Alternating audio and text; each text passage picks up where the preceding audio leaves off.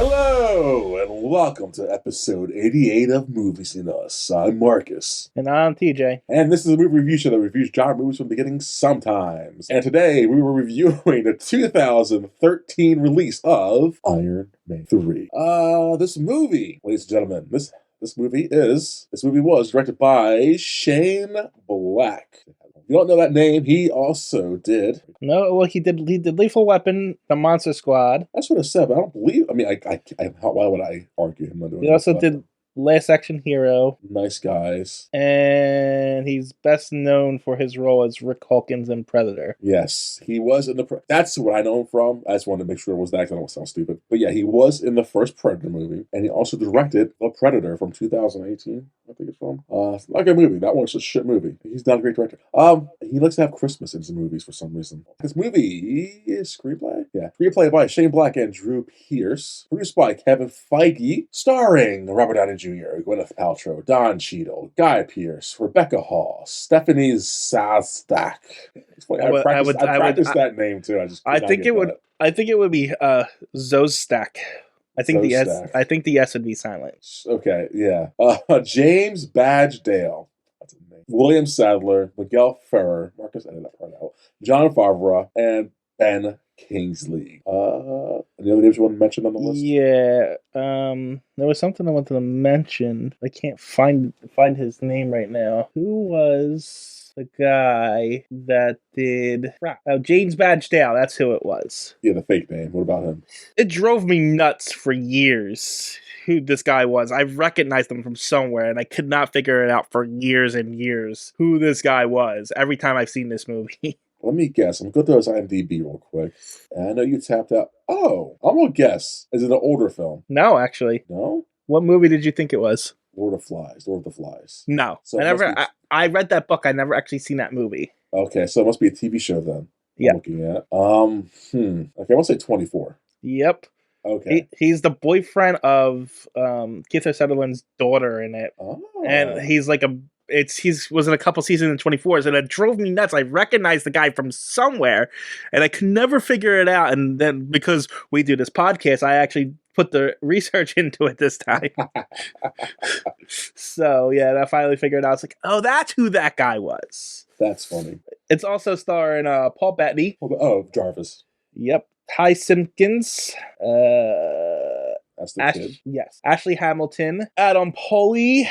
Sean Taub, who's Yinsen, so he's barely in it. He's in it for like 3 seconds. Who is it? He's Yinsen, the scientist from the first movie who helped him escape Afghanistan. Yes, yeah. Stan Lee. Wait, there's a Stan Lee cameo in this? I didn't see him either. Apparently he makes a cameo as appearance in a beauty pageant judge. They must have cut him, because I remember that sequence, but I don't remember seeing him in there. Yeah, I didn't see him either, but apparently he was. Oh, shit, okay. I totally forgot about his whole thing. Wow. Dale Dickey, Wang. Whew. You can look at that one. Zuki? I want to say Zooey. Zuke? That's probably the American way of saying it. There's no way. Zuke. Probably. I don't know. Bang, Bing Bing. Jenny Ortega. Mark Ruffalo. Bill Maher, Joan Rivers. George Konstantinopoulos. Josh Elliott. And Pat Keenan and Thomas Roberts. There you go. There's all the credits. Thank you, TJ. This movie was released on April 14th, 2013 at its visual film release, but worldwide, in the United States at least, May 3rd, 2013. This movie had a budget of $200 million. This movie grossed, I don't understand how, but it grossed $1.2 billion. Sure did. That's a lot of money. Really rode off the popularity of Avengers, that's for sure. It truly did. So with that being said, let's talk about the box office, guys. So with $1.2 billion break-in, gosh, that's insane. That upsets me every time I say that. We're gonna talk about the top 5 box office. So number 5, this movie did so well. Look at it. Okay, here's number 5 for 2013. Number 5 was The Hunger Games: Catching Fire. I think that's the third one in this. No idea. I never actually watched or read those books. Probably the second or third one. Probably the second one, because I remember her suit set on fire, I think. So second or third one in the series. Either way, it's a young adult series that came after Harry Potter, and they're trying to get up the success. So that's number 5. Well, really, it really came after Twilight, but... Twilight. would team after Harry Potter. Yes. Like all that's like young adult craze. That's what Hollywood was pushing. And the fact that only made number 5, it's crazy to me. And how much did that make? $865 million. Not profitable. Didn't make $1 billion. Exactly. Weird to say that, but yes. And then number 4, another series, The Hobbit. TJ, Desolation of Smaug. Which one's that? That's the second. The second one. There's 5 armies. There's this one, and there's So this is the second one. Okay. Yeah, and that made a $958 million. Again, not profitable. That's great. Like a young adult movie series. And The Hobbit, Lord of the Rings series, top 5, but not top 3. Wow. Number 3, Despicable Me 2. Did that make over $1 billion? No, thank God. It made close. It made $970 million. I never seen any of those movies, so I saw the first one. I was like, this isn't for me. And it's just like, I'm done. They're movies. People like them, I guess. But just the fact that it's just seriously, the Avengers really cemented, hey guys, Marvel movies is the future. And then number 2, Iron Man 3 with $1.2 billion. You know what number 1 is, TJ? Well, I want to guess Man of Steel. No. Surprising. It's not Thor: Dark World. No. Then I have no idea. You won't guess this. And number 1 in 2013 is a little animated film called Frozen. Oh, duh. That grossed in $1.280 billion. I mean, that's not surprising. Not at all. That one was everywhere. Goddamn, I remember it everywhere. I even seen that movie. I still have not seen that movie, but yeah, it's not bad. Sure, I can't say either way because I haven't seen it. It's okay. Yeah. It's a Disney movie. It's a Disney movie. Yep, I hear it's good. But yeah, that's the box office. Iron Man 3 made $1.2 billion. Do you think like Captain America would have that same revenue if it took Iron Man's place? If Thor, well, not Thor apparently, but I guess yeah, Iron Man was a good movie for people because Thor came out that year. Grossed nowhere near that.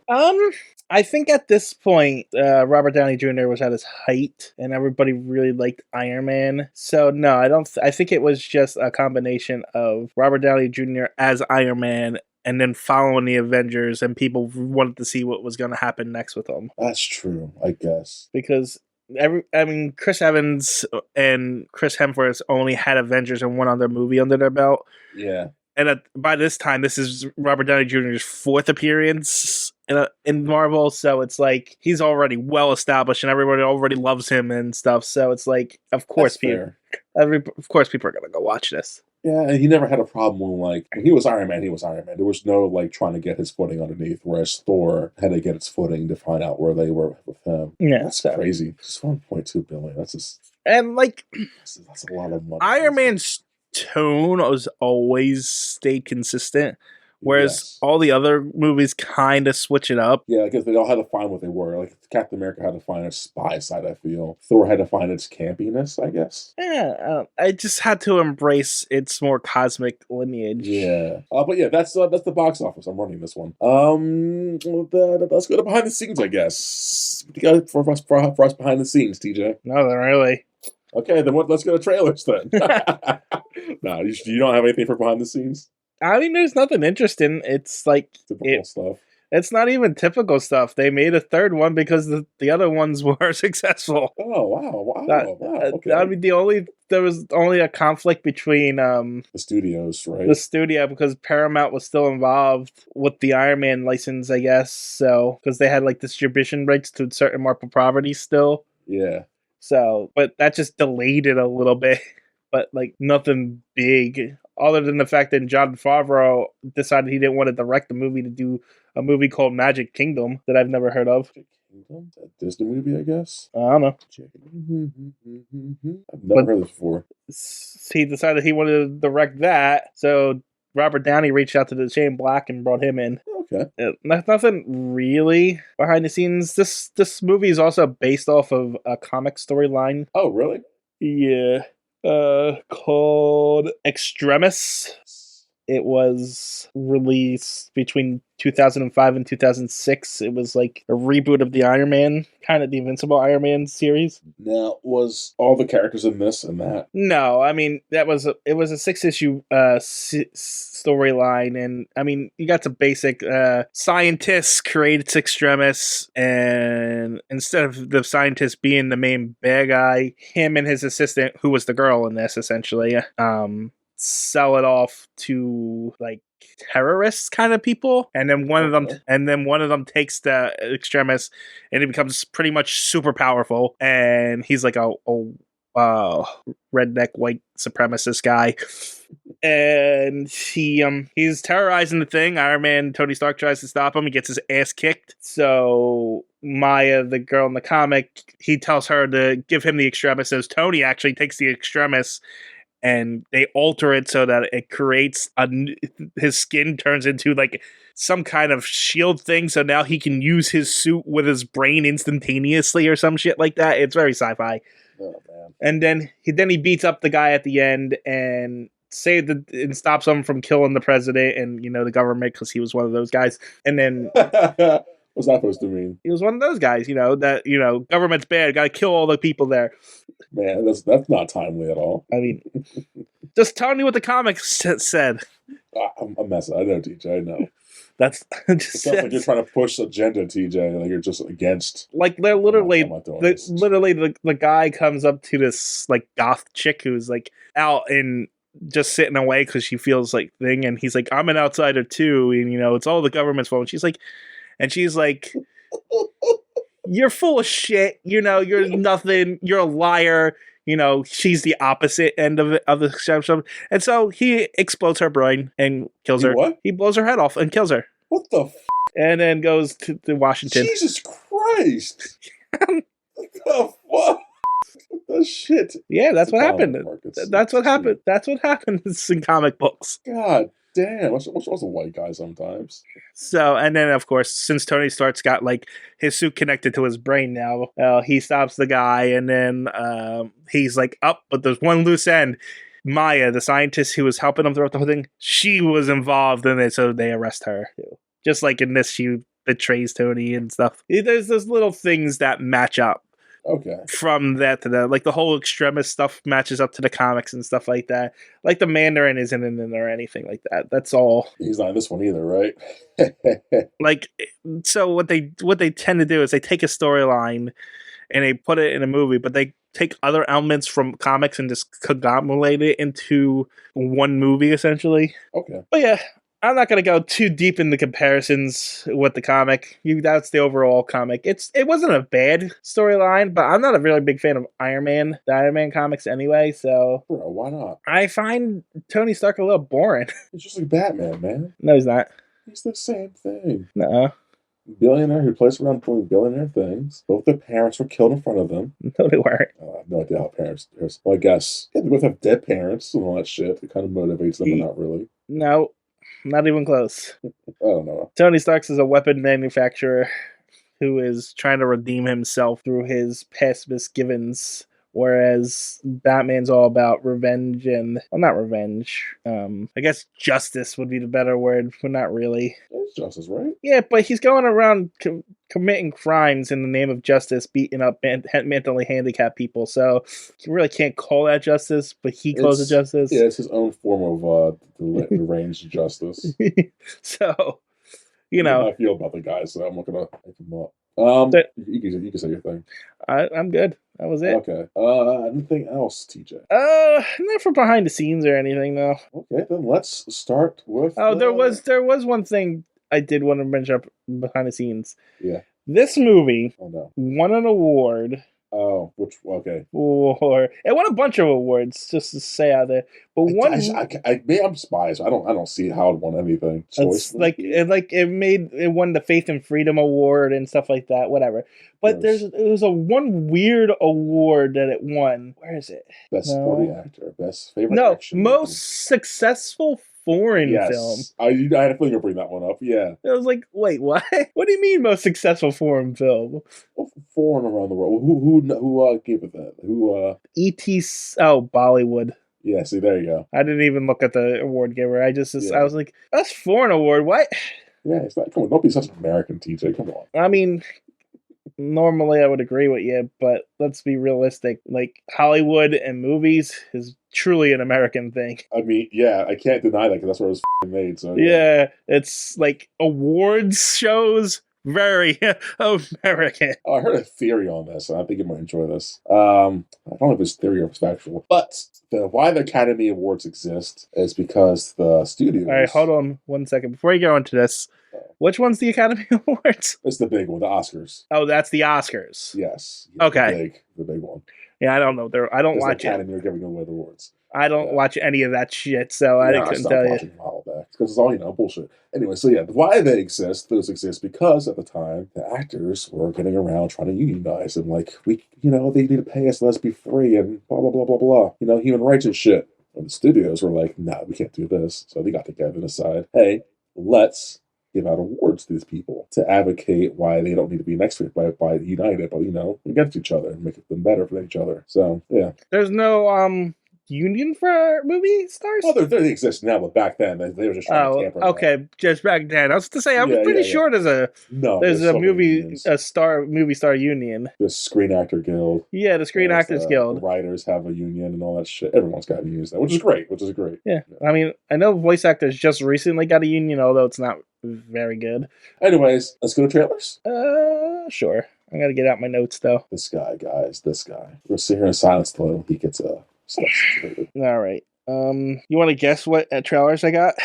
Did I mention any of them? Did I mention any of them in the box office? No. I'm assuming some animated Marvel movies, right? Yes. At least one or two of those. We got a few of those. I'll just get those out of the way. Is the Hulk one of them? We got Hulk, Agents of Smash. Okay, I'll be straightforward. That sounds like a porn parody. Yeah, I guess it does, doesn't it? Doesn't it? I guess and it that does. Might be trying to be crude, but that's what the first thing that came to my mind. Like a kid just named a porn movie. So Hulk, Agents of Smash. Yeah, it's like a cartoon with like 5 different Hulks. So it's excessive, but okay. Avengers Assemble, Iron Man and Hulk Heroes Unite, and that's all the animated stuff. We also got a trailer for Lego Marvel Superheroes video games. I got 3 other trailers. One's a TV show and 2 are movies. A TV show for 2013, right? Yep, it's directly after Avengers. So is it Avengers something? No, it's Agents of S.H.I.E.L.D. So I'm thinking animated TV shows. Okay, duh. Yeah. Duh, okay. I'm trying to think of a kid's cartoon. What came out that time period? No, it was Agents of S.H.I.E.L.D. So yeah, that's we got to that point in. Yeah. That show was so hyped up when it came out too. I remember. I watched some of it. No.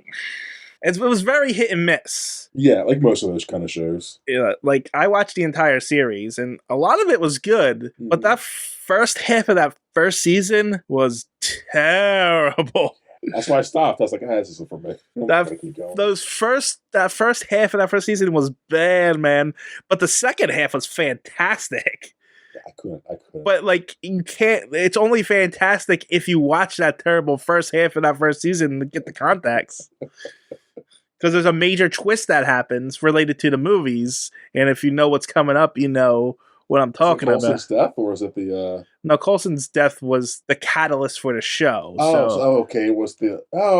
I guess that's coming up. Is it that this year or next year? It's next year. Oh, okay, gotcha. Yeah, well, yeah. Like I said, it was very hit and miss. Some of it was really, really good, and some of it was really, really bad. What else you get? I got 2 more movies. You want to give a guess to one? One of them's a Marvel movie, and one of them's a Disney movie. Is Dark World the other one? Or The Dark World's one of them. You said the other one's a Disney movie? It's a Disney movie. It's got to be Frozen, right? No. Tangled. It's a live-action movie. A live-action? I have no idea. Starring Johnny Depp. Not the one you think, though. Oh, it's a shitty Alice in Wonderlands. Nope. Rango. You said live action. Yep. Is it not Pirates of the Caribbean? One of those? Nope. Oh, Lone Ranger. Lone Ranger. How was that? Oh, wow. That got backlash, too, for him playing a native. Yep. Wow. You know what's funny? What's up? Speaking of backlash for native things. Yeah. Like, that happens all the time, all that stuff. Everyone complains about the weight watching, but they particularly stayed away from casting the Mandarin as a Chinese person because of the Fu Manchu stereotype. So, Well, I think it's because they got such a great actor who's known. What is he? Ben Kingsley is. Well, no, they purposely stayed away from a Chinese actor because they didn't want to go into that stereotype. It's just funny how no one complains about that. What do you want them? Do you want them to embrace the racism? No, but I'm just saying, if you're going to defend one thing, Well, I don't get it. Like, are you saying they should have still hired an Asian actor? I'm just saying, like, someone who complains about whitewashing or something like that, but not staying true to the comics and stuff like that, but yet they won't defend that. You know what I mean? I still think there's people who are still sane enough to know, like, we shouldn't kind of embrace that stereotype. I'm just saying it's a hypocritical stance. You think so? Yeah. You can't have one standard for one thing and another standard for another thing. We talk about this all the time. It's funny because I was editing on the podcast. We're talking about this. I kind of care sometimes, and sometimes I just encourage the full on swap them out just because I see people get angry kind of thing. But like at the same time, you can also cast an Asian actor and not do the Fu Manchu thing, you know? I would have really liked to see them. I know it's problematic. I know it's not a good thing, but I would have loved to see them go full. Yeah, I mean, Asian stereotype. That's the character in the comics. I know. That's not good, TJ. No, but that's the character. Yes. Actually, you also have to remember, like, as a corporation, they're trying to sell overseas too to the Chinese audience. And I don't know how the Chinese would react to that. I assume negatively. So they don't want to have that character on screen representing them. I would think. I'm actually trying to look up what the Mandarin in comics looks like right now. I think they made him more human and not a stereotype. He doesn't have buck teeth and Fu Manchu, like a businessman, probably. I would assume. Yeah, he kind of's got a business suit on, and he's got like the Tony Stark full mustache beard. You could just do that. Yeah, like that's all I'm saying. You're not wrong. But again, me being my racist, terrible self, I would love to see the whole. I'm not gonna do the voice, but just. Damn you, Tony Stark. Chinese version of that. Oh, short round from Indiana Jones. That stereotype of grown up. I would love to see. That's all. As terrible as that is. I just wanted to throw that out there. I hate that to myself. So what else you got, TJ? That was it. Okay, what was that? Just trailers? Yep. How we get to that? Because it came after behind the scenes. No, but TJ, how we get on the race thing? Because you said something about something. You said something about. No, you said something about race swapping. But you triggered it by saying something else. I don't remember what. You said something about replacing something else or something. What's completely unaffected, and that just reminded me of the Mandarin. Oh, okay. Yeah, I don't remember what you said though. Yeah, neither do I. Okay, I just wanted to help get that erase thing. And nothing else, DJ? No, that's it. Okay, well, let's get to the review. So, we start with an unusual open dialogue from Tony Stark quoting. Now, let me ask you this. We usually hate this kind of opening. How do we feel? I hated this opening still. I turned the movie on. I was turning it on so I could play all the previews and get right to the flip and all that. But I started with this. I'm like, whoa, hold on. Pause, because I really hate this. Put some notes down. How do you feel about it? Like, I generally don't like narration voiceovers like this, but they kind of give you why it's happening in the end credit scene. But most of them usually tell you why. Not really. I think so. Well, usually it's usually someone talking to someone in prison, doing what they do at the end credit scene, or whatever they're going to do. Like, oh, I'm talking because of this. No. In 300, there's voiceover in 300. And we get to the end of it, and it's the guys telling a story to the rest of the troops to motivate them into war. I never saw that movie. Oh my god, such good. But like, you don't get that in like something like Shawshank, where Morgan Freeman's narrating the whole. Well, he's narrating the whole thing, but they never show you why he's narrating it. No. Again, I'm not saying all the time. That's a poor example because that's a fantastic movie. Yes. But they do it in Lord of the Rings. They do what you're saying in Lord of the Rings. She'll open up with voiceover narration of like describing the rings and who they go to, but they don't show you her talking to us. I don't think. Yeah, but that movie's just terrible in general. Most people sit there in the silence and just judging you. Okay. It's all right. I think Tolkien's overrated, to be honest with you. Hipster. Anyway, so we start with this. Hipster? What's hipster about that? Just hating popular things, that's all. Oh, this is overrated because whatever. Overrated? Overrated's not the word. Tolkien's just a bland fantasy world. Did he not start it, though? Did he not make it the first thing. Yeah, I know. So like, of course it's gonna be bland. It's the first one I'm doing, but people build off of it. You know what you're doing right now? You're doing like, oh, Superman's a Boy Scout. Yeah, it's the first one. Of course it's gonna be No, bland. not because Superman's awesome. Obviously, but you're doing what people say about Superman. That's all I'm saying. No. Yes. No, because people will knock other fantasy things for being bland and stuff like that, but that one gets a pass. Like, it's a story about walking. No, but yeah, but like, have you seen? Like, yes, I've seen it, and I was bored the entire time. Hey, you're crazy. And have you read the books? No, I haven't read the books. Oh, there you go. I don't need to read the TJ. books. Read the books. Read the Silmarillion and all that shit. No. Go into it. When I need a whole encyclopedia just to get the backstory of a world, no thank you. Oh, you play D&D, TJ. Come on. Yeah, but I write the stuff in that. Mm-hmm. I already know the backstories of that because it's my stuff. Anyways, we start the suits blowing up of voiceover from Johnny Depp. From Johnny Depp. What's his name? Tony Stark. He's saying, yeah, we create what? our own demons. Yes, we create our own demons. Yeah, and we just get that voiceover in and out throughout the movie until the end of credits, where we tell you what happened. It also starts off in the future, kind of, which is stupid. The suit thing. Yeah. It's the cliche. Man, how did I end up here? Well, let's go back to the beginning. I'll show you how I ended up here. Like, why? And like they show you, he's talking to someone at the end of the movie, right? Yeah. Why would he start here? Exactly. It's like, so my suits blew up. But before we get to that, let me go back to here. Because he's like, oh, here's a exciting part, kind of. Well, let's go back to 1999. Like, no wonder the guy's sleeping. So we get to Marvel Flip, and we get to 1999, New Year's Eve in Sweden, and we should see Tony Stark at a party.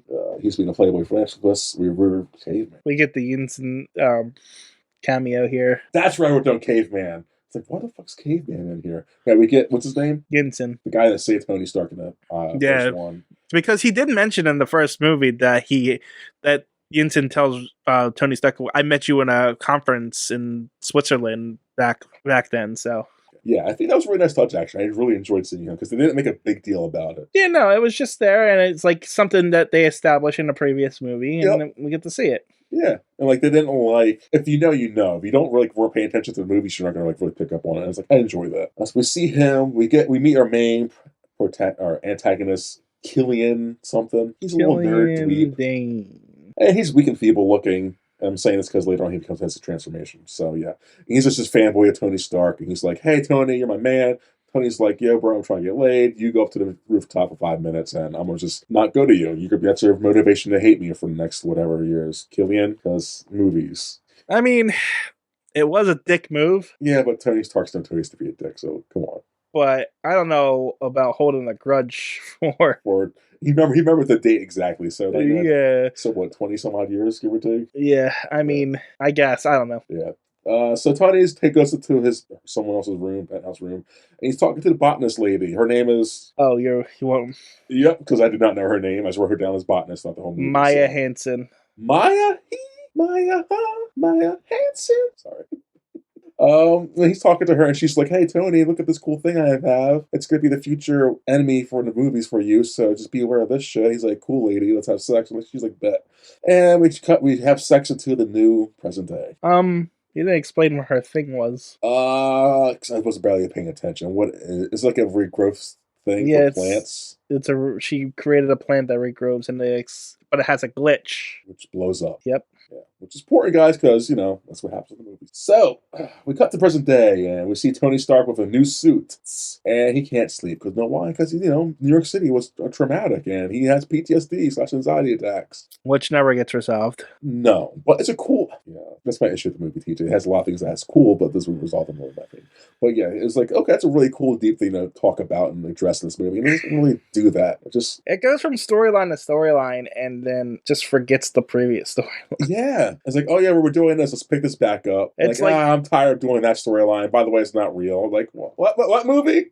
It's like the first and last act is an Iron Man movie, but the whole middle of the movie is a character piece in a spy movie. Yes. Which could be good. Could have been good. I feel like if I had PTSD or social anxiety, I feel like this would have been like...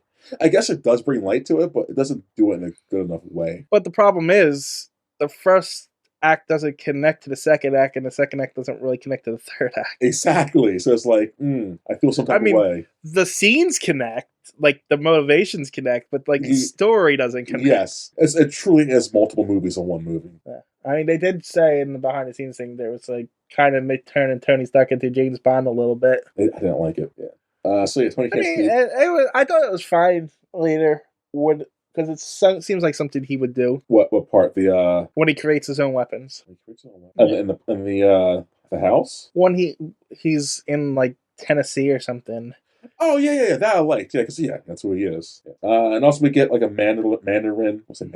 Mandarin televised terroristic threats. And we see them a few times throughout the movie. It's just the Mandarin like, hey, America, you're terrible. They're like, yeah, we know. But no, you guys are really terrible in the Middle East. You guys will hate you. I'm like, yeah, we know. And we're introduced. What's up? I want to kind of criticize the thing, but I don't know enough about the Mandarin. The character. Yeah.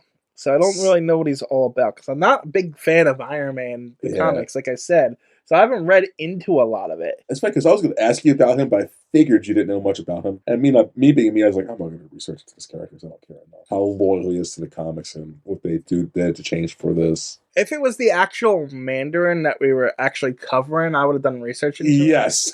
But since we got this. Yes. So it was like, this isn't really the Mandarin. So what's the point of exactly? Everyone knows this isn't the Mandarin. So. And the fact that it's not the Mandarin, it makes sense that he can go whatever route they want to go with it. Yeah, but the fact I don't know how terroristic he was in the comics. So I want to criticize the movie for spewing propaganda essentially because exactly it's like, man, I think this movie's really trying to say something about the war in Iraq at the time, but this is 2013 at the time the war of Iraq wasn't over, but I mean it was like well past its but I think it definitely is well past it, but I guess it's still, people are still for it, I guess. Yeah, so Mandarin's doing his terrorist thing. We're introduced to Iron Patriot. They rebranded, the military rebranded War Machine because that's what we do, guys. That's what we do, yeah.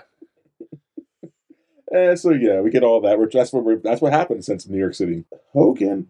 And then we also see Happy Hogan retired from being a bodyguard. He's now He's now a bodyguard for Pepper Potts because she's the business person at Tony Stark Industries, and she now goes to a meeting with Killian because now 20 years later, Aldrich Killian. What's his name? Aldrich Killian. Aldrich Killian, and he is now better looking. He's not crippled anymore. He's just way better. And he's just talking to her, trying to sell her on Neuralinks kind of brain shit. What is it exactly? Well, I mean, he's trying to sell her on the technology that he's there, but he's really trying to sell her Extremis. But so what? Isn't that what's called Extremis? Oh, I'm thinking of this company AIM. Okay, you're saying. Yeah. I think that's what he was implying. Like he's like talking about how the brain and like doing all this things with it, but I think it's just really a cover to sell her Extremis. Well, she's kind of seeing through. She's like, whatever you're trying to sell me can be weaponized, and it's very dangerous for people. So, which is a very stupid argument. I'm going to turn it down. Why is that stupid? Because anything can be used for military purposes. At that point, you might as well just not create nothing. TJ, I said the same things in my head. I wrote that down. I'm glad you said the same things. Like this, come on. Like, I get you guys are trying to distance yourselves from that side of the... We talked about this in Dark Knight Rises with the stupid, he didn't turn on the nuclear fission reactor because it can be turned into a nuclear bomb. And look, it turned into a nuclear bomb anyway. Like, oh, wow. It was literally anything could be a weapon. Anything could be a weapon. Yeah, so it's just stupid. Well, it makes sense from their business standpoint. Like, we used to sell arms dealing. We're trying to get away from that, and what you're doing seems like it could be used. Yeah, but that's you think you'll want to buy it at that point and make sure it doesn't be used for that reason. You could do it that way, sure, or you could be like, it's like, then what do you do for a company? What do you sell? Yeah. Like, is it just tech shit, which is still going to be used for war? For war, yeah, exactly. It's like, no matter what you sell, you're selling something that can be used for military purposes. And I'm trying to think modern day. A company of that size is going to have its hands in some kind of war to some level, right? Social media is used in war. That's social media. Can't imagine a tangible tech company. Like, I don't even know what they sell anymore. No, they don't. I don't know if they ever mention it, do they? No, they don't mention anything. This movie, man. So yeah, Pepper Potts turns it down. I mean, we did find out in Avengers they were working with clean energy because that was the kind of the plot of that, to make war more clean and profitable that way. Yes, they're like a sustainable clean energy, but like I don't know, is that still what they're focused on? I don't know because, like you said, they don't show or mention anything business wise what they do, which is fine because who wants to notice that, right? But Still, but like here's the other question then. yeah, If they're only working in clean energy right now, right, and they don't want to deal with anything like that, why is Aldrich even bothering? exactly. Well, he's bothering because personal vendetta.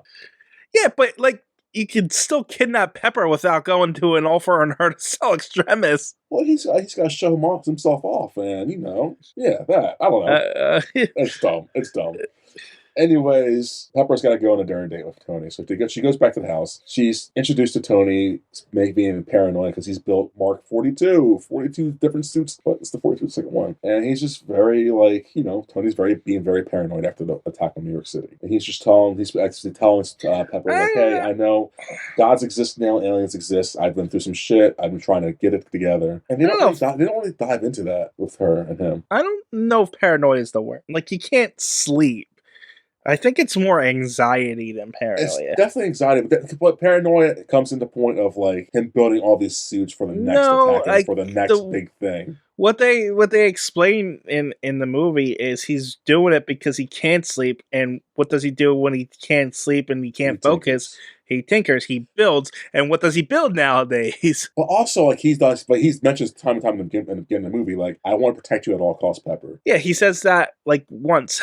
Or twice. Again, when they get attacked, when he gets attacked, he self-sacrifices himself and makes sure she gets protected with the suit. But that has nothing to do with the suits. That's just, Yeah, but I think it's like subliminally. Like, he's just like, I think he would do that. I would think he would do that regardless of his mental state. At least I would hope so. I would hope so, but yeah, I don't know. I just saw this as like, he's the guy who was just in a war, came back from the war, and like, I need more guns and more things to make. Well, that's why it's more anxiety, more PTSD than I would say. It's paranoid to the point of being attacked again. Like, just getting ready, prepping. He's prepping for the next thing. He's like, it's paranoia to a point. I just don't. I didn't see it as prepping.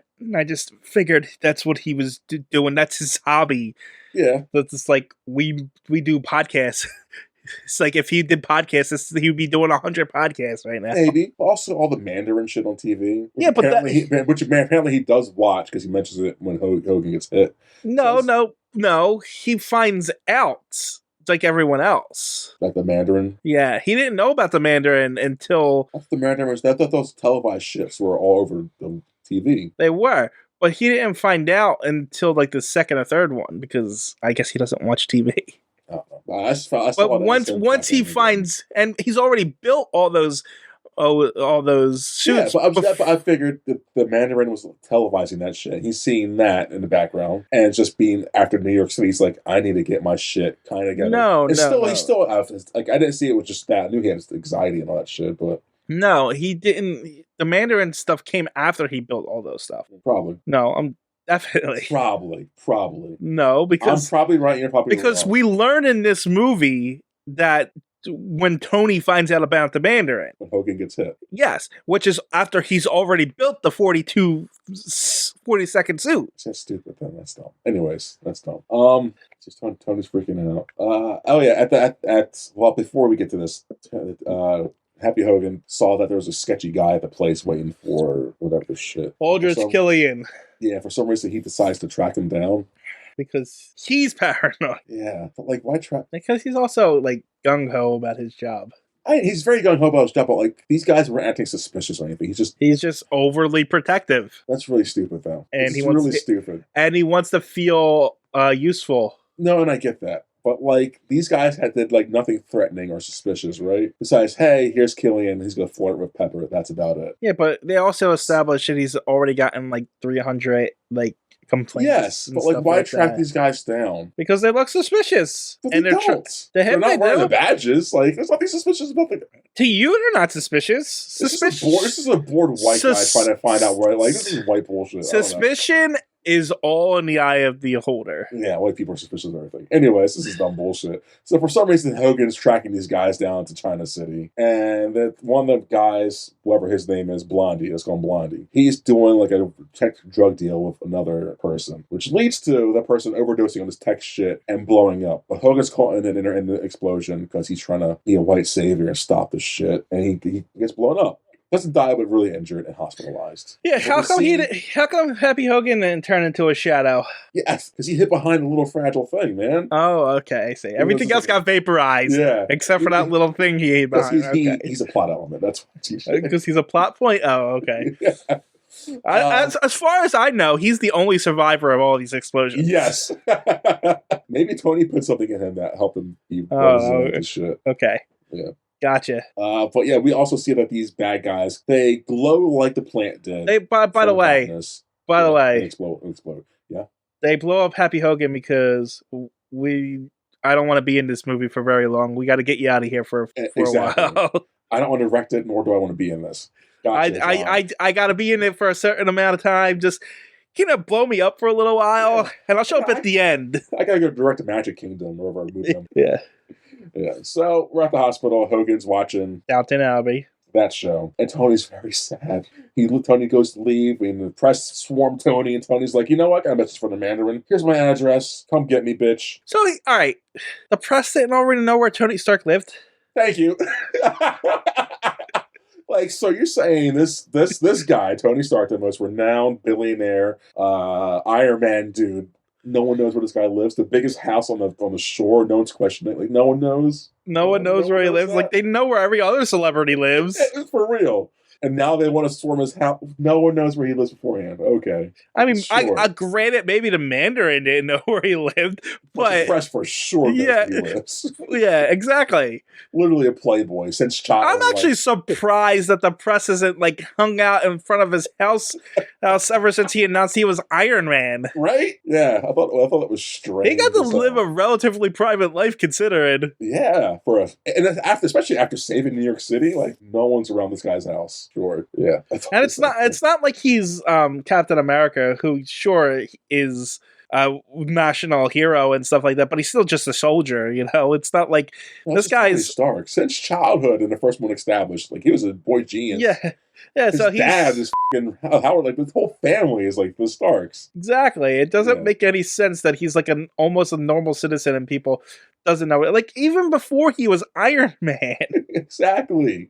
Yeah. He's this renowned arms dealer. No one knows where this guy is. Yeah, I thought it was a cool moment. I just thought it was really stupid. So yeah, he says, "Hey, Mandarin, come get me." And guess what, guys? Mandarin comes gets him. Not before botanist lady shows up. Yeah. So Tony's at his house trying to out of nowhere for no reason. Why does she show up here? Because she says because she saw what he said in the news. So now she knows where he lives, and she's trying to get him to join her because she knows, she thinks that her boss is working with the Mandarin. No, but so was she trying to take him to the Mandarin? He was fucking movie. Because spoiler alert, guys, she's in on it with the boss, right? Killian and the Mandarin. They're all connected because they have to be connected. But she's trying to get them out the house. So she's trying to persuade him this way. Wait a second, hold on. Yeah. So Killian's doing this, right? Because Killian's organizing this attack. Yes. So he want Tony on his side? I thought so. Because doesn't he offer him a job later? Right. So what's the best case here? Tony survives and kicks ass, proving himself. Either Killian kills Pepper. There's no way. This is stupid. Either botanist lady showed up without Killian's. What she says. She says that later. Right. So, which doesn't make sense. She was going to bring him to Killian, who's already set this attack in motion to kill him. So, wouldn't he just kill him when she got him there? Well, he wants him alive. This is really dumb. This is not good storytelling. It doesn't matter because this part of the story is going to end right now, and then we're going to go to a new story in a moment. God, I hate that you're so right. I was going to say that because this cool action sequence is visually cool. Yeah, cool idea. Because they destroy his house on top of a cliff, and the whole thing falls into the ocean. It's very neat. Yeah, it's very cinematic. It's beautiful. Watch it, guys. Him doing his all Iron Man shit's really cool because he advanced the suit now that it can come to him whenever he wants, doing cool Tai in Chi pieces. movements. Yeah. So yeah, the house is attacked. It's destroyed. He survives. He gets underwater. He survives. Pepper's okay. Botanist is okay. They go on their way. They don't go to separate destinations. I guess Tony goes into a flight path to Tennessee because he set that up beforehand. But here's the thing. Yeah. They mention, because he passes out from the explosion and stuff, Yes. and so Jarvis takes him to Tennessee because that was the last flight plan. But then it says Jarvis was says he was malfunctioning. Yes. Why? How? Because the suit was a prototype, so it wasn't fully calibrated, in my opinion. But Jarvis is a hub computer. But the house just got exploded, even though the basement's fine. But the house just got exploded. You would assume Jarvis is stored in the basement with all the other suits because he can manage all the other suits later on with no problem. TJ, movie's got a movie, TJ. It's flawed. This is stupid. It's just so one a nonsensical thing after another, though. Yeah, it really is. Anyway, so yeah, that happens. This cool action thing happens. Tony's on autopilot, Tennessee, and that's the end of the first movie. Our second movie now is Tony Stark on an adventure in Tennessee with a little kid. Sounds fun, right, guys? Sounds so much fun. Actually, it's not bad. It's not bad, but man, the movie does drag in this section. It's very much a character study now. Yes, it's too long. I told you by the hour mark. I was like, okay, we're almost done, right? Like hour left of this movie. But anyway, so yeah, Tony Stark's bonding with this kid, and he's just, I got PTSD kid, and he's investigating the explosions. Yes, the investigating explosions, getting files on AIM, Killian's thing. I think AIM is a Marvel organization, though, from the comics. I'm not 100% on that, though. Tony's tracked down by some of Killian's people. He fights them, he kills them, kind of, but not really. He gets chased down to... He discovers the paperwork. He discovers what they're kind of doing. He discovers... while this is going on, he's also rebuilding Jarvis with the kid, I guess, kind of. And he figures out practically everything through his investigation because he gets a file from one of the explosives, the exploded guy's mom. Yeah, so from this part, wait, figure out. Yeah, why did the mom have a confidential file of her son? They say the son had the file, but why did he have his own confidential file? That's illegal. He wasn't high rank. Unless you're the president, which is still illegal, right? Right? Apparently. We'll see.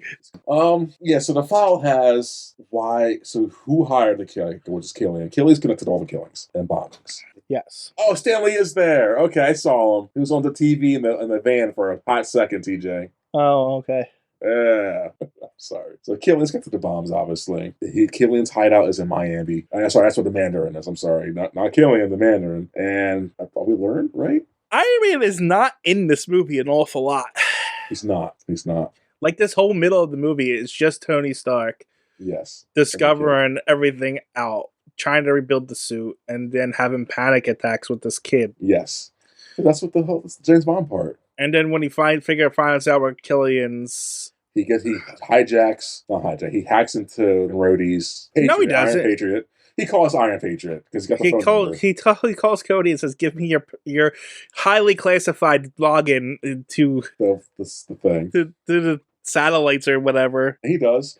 And now Iron Man's going to Miami. And while this is all happening, Pepper and the botanist kind of bond, but then the botanist betrays Pepper. Like, hey, I'm in on it the whole time. Here's my boss. He's Killian. And now you're kidnapped and you'll be Tony's motivation for the third act. But we'll get to that. Well, it's not really how it happens. Killian just breaks into their hotel room and starts choking Pepper out.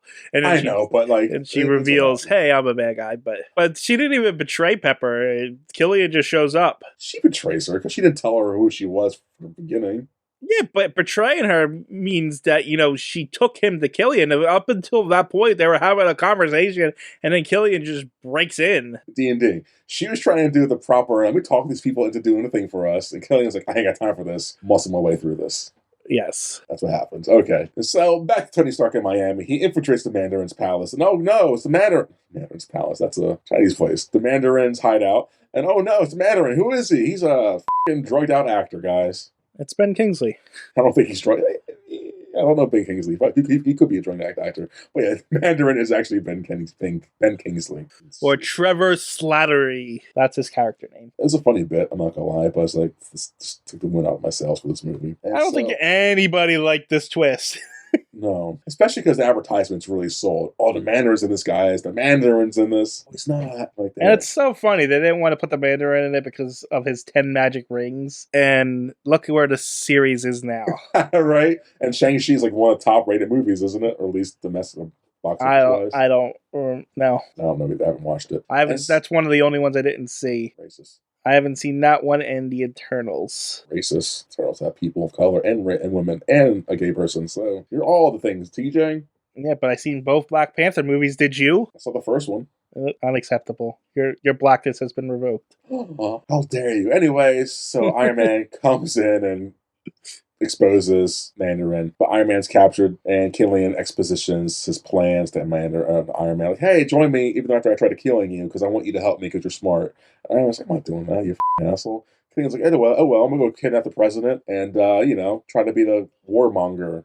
Killian is just the guy from the last movie and from the first movie. That's all Killian is. No, Killian's trying to kill the president because he has the vice president wrapped around his finger. Yeah, so he can profit off the wars. Yeah, he's the merchant of death. He's literally, I think, which is based off of an actual person who was called the merchant of death. So yes, but no, that's why I like this villain.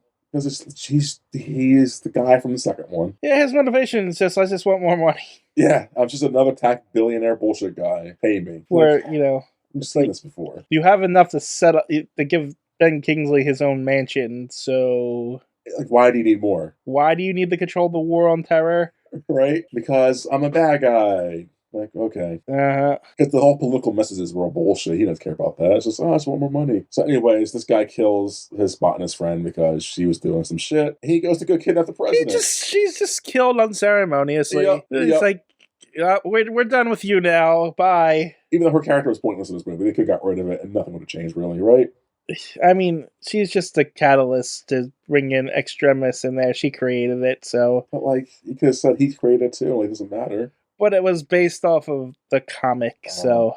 I guess, I'm going to keep some truth to it. So that's probably why they left it as it is. So, now... I also heard they scaled back all of the female roles. You can tell. In this movie, because I think they originally wanted the female extremist girl to be like the main villain, not the male guy. But they were worried about, I think, sales in China at the time or something like that. So they scaled back all the roles. I always wanted to know. I wish I could see, like, I wish they would make those movies and then, like, I wish they would make our version of those movies and then the global version of the movies. I just like to see the difference of how they would have played out. Apparently they also had a role for Emily Clark, but it never came to fruition because, I guess, of scalebacks. Yeah, and she was in Game of Thrones at the time, so I guess it's what it is. So, like, that's probably why the female characters, except for Pepper, are like really, and even Pepper's gone for most of this movie. So it's like a lot of it was like, I'm sorry. I'm wrong. It wasn't because of the Chinese audiences. Conservative. No, it was because they were worried about merchandising. They thought a female lead villain would not sell as well to, I guess, children. So the Patriot is now being manned by bad guy Killian. Killian, of course, is a bad guy name. And Iron Man's going to go save this president. The Iron Patriot. Oh, you skipped over the James Bond scene. Oh, him building his own thing, or him the whole James Bond section where he builds his own weapons, and then he goes and he becomes James Bond for a little while, taking down all these guys as Tony Stark, and then he gets captured. Yep. After finding out that the Mandarin's a fake. Yeah. Good. Continue. Well, that happens. Vice President is wrapped around the guy's fingers because his daughter is crippled in the country. I want to say my daughter, I guess. She's not crippled. She's missing a leg. Mm-hmm. And extremists can regrow limbs. This very feels like the lizard from Amazing Spider-Man. It does. It's not good. Only with fire powers instead of turning people into reptiles. Yeah, sometimes they blow up on themselves by accident. Tony is stuck between saving Pepper Potts or saving the president. Oh no, what can you do? He does both. Plane crash. President is sent to the third act. Suit army. Okay, it just happens to the third act, second act. Tony kills the second-hand guy. And I go to third act. Third act is a big fight. Well, I didn't watch it. What's up? You say he kills the guy, but there was the whole skydiving thing on Air Force One and stuff. Yeah, Tony's a hero. I just thought it was a cool scene. It's right. The action scenes are great. The action scenes are fantastic in this movie. Like And I wonder if, like, they said they did some of the skydiving actually, and so I It don't know looks how like much. it. I don't know how much of it was CGI'd or enough, but it looked really good.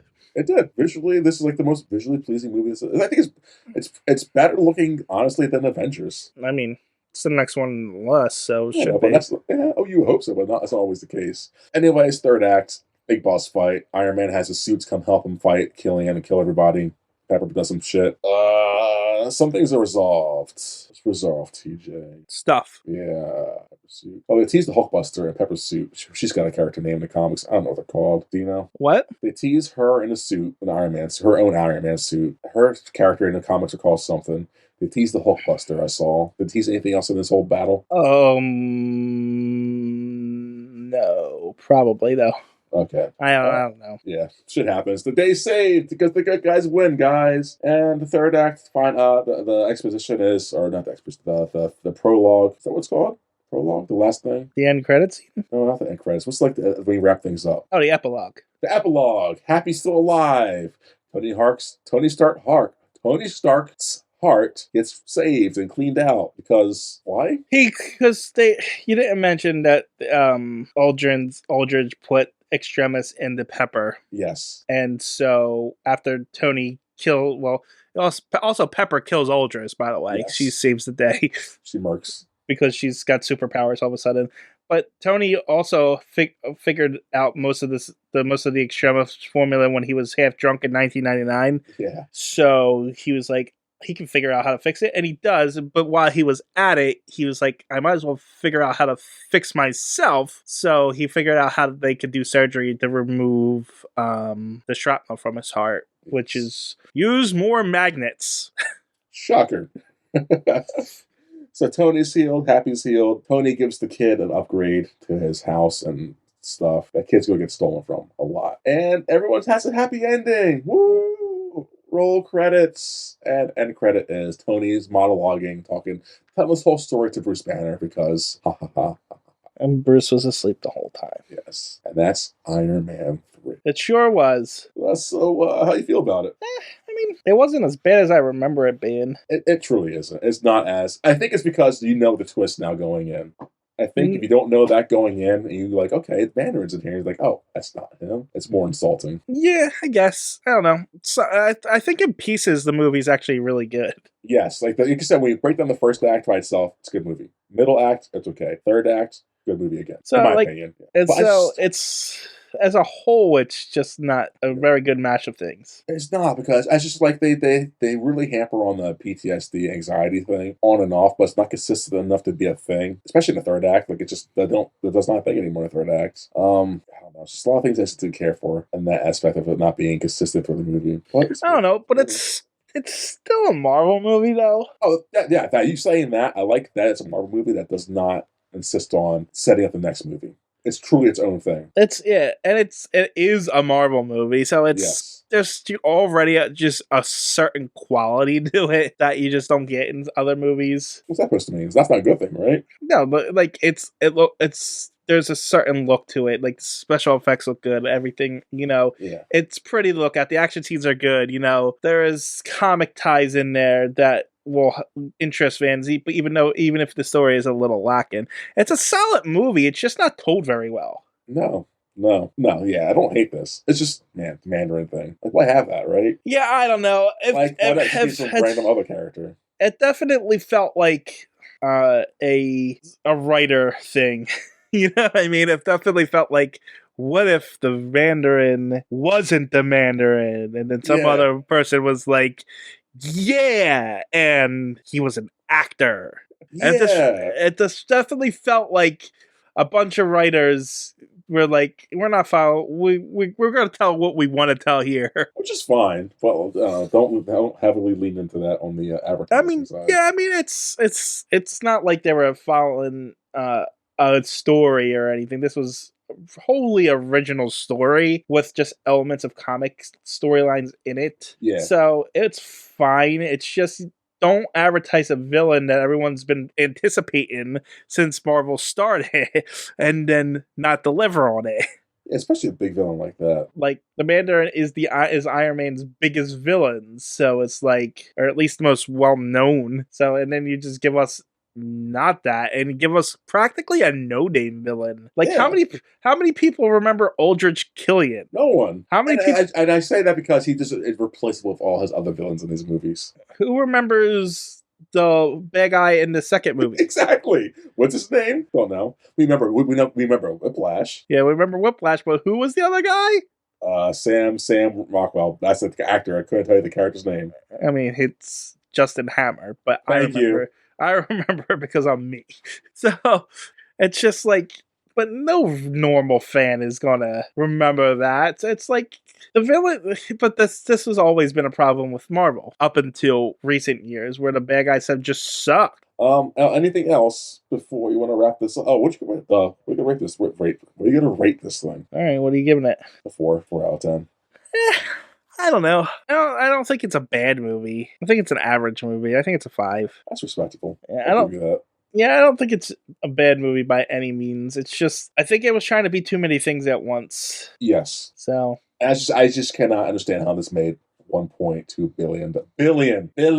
Because people were coming off the excitement of Avengers and they wanted to see Robert Downey Jr. as Iron Man. Billion, TJ. That's just how it is. Everybody went to see. Did you see this in theaters? No. I did. Of course you did. Billion. That's insane. I'm just That's saying. so much f***ing money. Everybody saw this in theaters except How for much you. did Avengers make? $1 billion. So it's made more than Avengers? Oh, I don't know. If I just know it was in $1 billion range. Oh, I okay, can Avengers find made 1.5. This made 300 million less than Avengers. This is not a good movie compared to, like, that's just, no. That's insane. But I mean, it was a good enough. It's a good enough.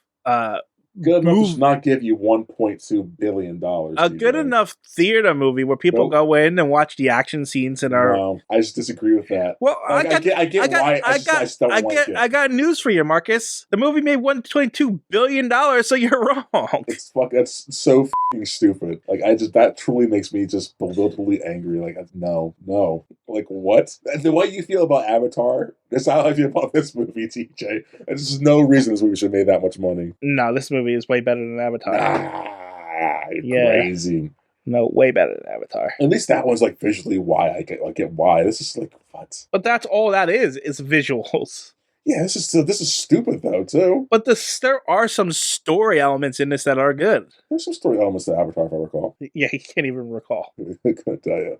That's just Pocahontas. Nature good, people bad. Yeah, this is giving money. PTSD is a thing, but we're not going to really dive into that. But PTSD is a thing. It's like, okay, Iron Man 3. Oh, this movie's not good. It's like all I'm saying is if Avatar can make $2 billion, this movie can make $1 billion. Bullshit. This is bullshit. I'm just saying. That's just. This movie's not $1 billion. Well, this is not $1 billion movie. Apparently, you're wrong because it is.